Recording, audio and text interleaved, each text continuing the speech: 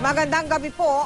Sa unang pagkakataon mula na bumagsak ang eroplanong sinakyan ni DILG Secretary Jesse Robredo, humarap sa media ang may bahay niyang si Attorney Leni Robredo, nalarawan pa rin ng katatagan sa gitna ng trahedya. Ibinahagi ni Attorney Leni ang huli nilang pag-uusap ng kanya mister.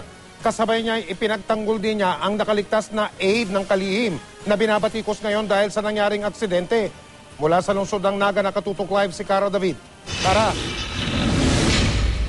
Mel, may kilala ng marami si Secretary Jesse Robredo bilang isang mayor, bilang isang kalihim, Ramon Magsaysay awardee at kung ano-ano pa. Pero para sa kanyang asawang si Leni, mas gusto niyang alalahanin ang kanyang asawang si Jesse Robredo bilang isang simpleng ama na minahal ang kanyang pamilya at bilang isang tapat na lingkod bayan. Sa unang pagkakataon, matapos yumao ang kanyang asawang si Jesse, nagsalita sa media si Attorney Leni Robredo.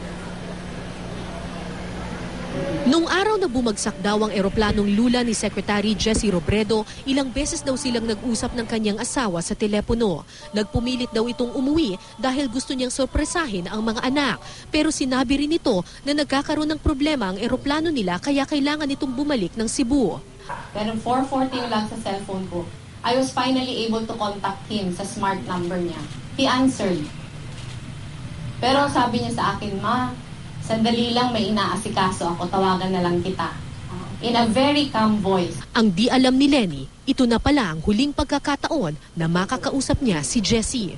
Ilang minuto matapos ang palitan ng mensahe, nalaman ni Leni na bumagsak ang eroplano sa Masbate.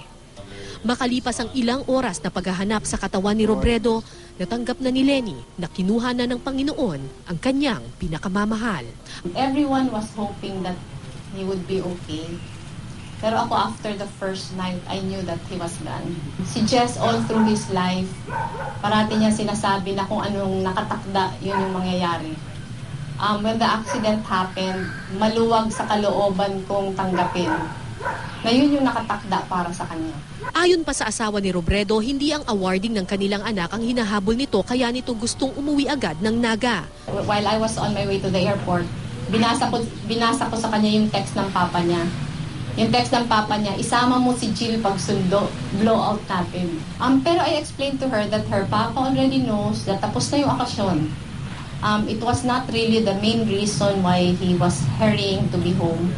At talagang parati yung nagmamadaling umuwi, kahit alanganin. Simpleng tao daw si Robredo kapag kasama nila. Yung power has its way of getting into you eh. Parang sinasabi niya na every time he comes home, he wants to feel like a regular dad, a regular husband.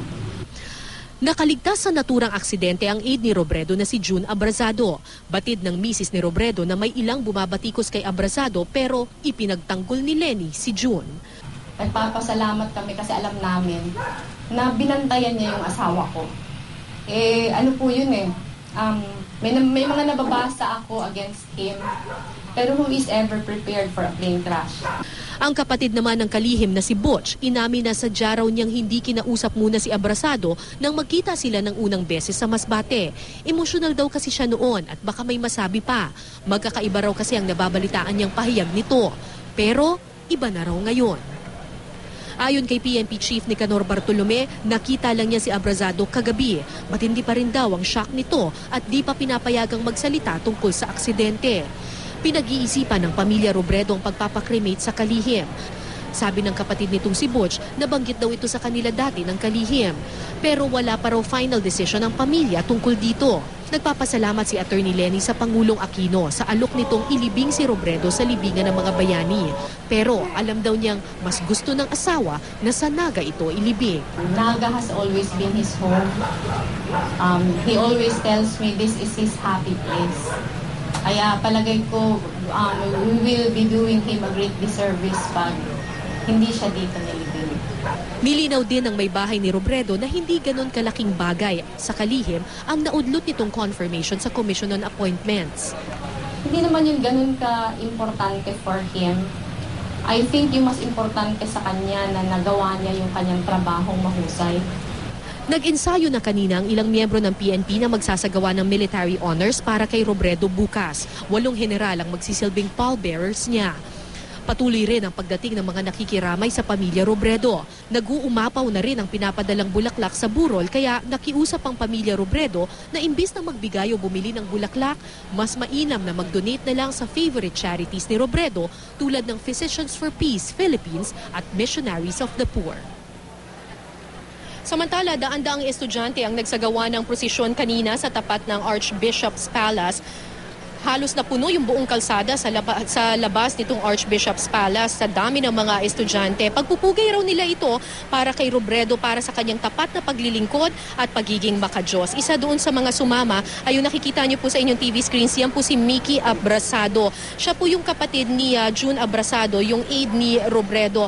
Nagpaabot siya, nakausap ko siya kanina at sabi niya nagpapasalamat daw ang pamilya Abrasado sa pagtitiwala na ibinigay ng pamilya Robredo sa kapatid niyang si June. Samantala, nagpapasalamat ang pamilya Robredo sa lahat ng mga pagpupugay na natatanggap nila ngayon, pero ang tunay raw na pagpapahalaga ayon kay Attorney Lene Robredo ay ang pagpapatuloy ng mga nasimulang adhikain ni DILG Secretary Jesse Robredo, paglilingkod ng tapat at pagmamalasakit sa bansa.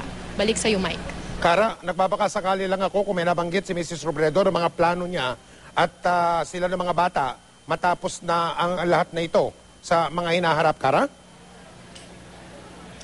Mike, sa ngayon, may nagtanong nga sa kanila kanina kung may hahalili ba sa kanila doon sa politika na yung political career nitong si Jesse Robredo. Ang sabi ni Mrs. Robredo ay yung si Aika daw at saka yung si Trisha ay mahilig daw sa community service katulad ng kanilang ama, pero hindi raw sa linya ng politika. So umaasa sila na kung sino man yung hahalili kay Robredo ay pagpapatuloy yung kanyang mga nasimulan. Mike. Maraming salamat, Kara David.